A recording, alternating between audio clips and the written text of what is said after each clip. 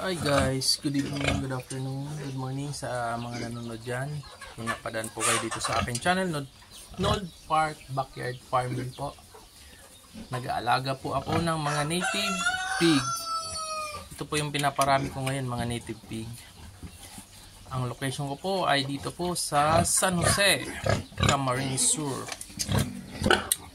So mga interesado po dyan, sumbukin ng native piglets. Meron po ako dito. Ito, maiwalay ko po ito sa katapusan.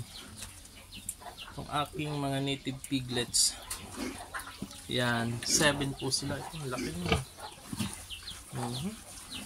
Yan. Iwalay ko po siya sa katapusan kasi nangangayat na yung nanay niya. Yan.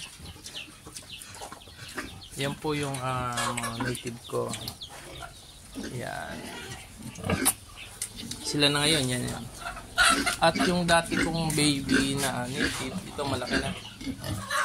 Ito naman ay 4 months na po ito. 4 months. 4 months.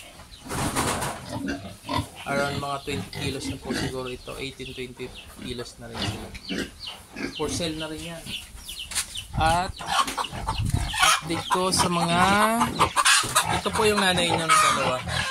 Buntis na siya, mga anak by July 4 siguro. Ito mga anak sa 21 po mga anak.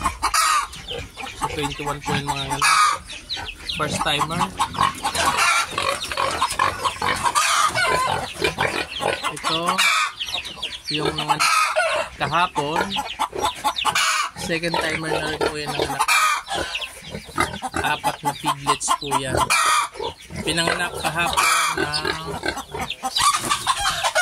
pinanganak siya ng kahapon May 18. 4 piglets po. Ayan. 4 piglets.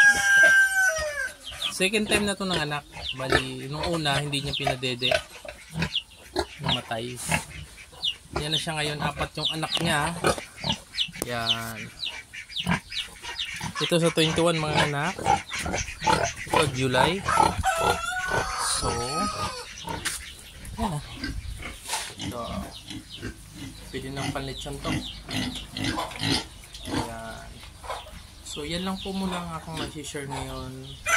Mga nanonood po ng backyard farming. Ito po yun. Mga native pig po. Maraming pong salamat sa inyong panonood. Maraming salamat. God bless. Mabuhay.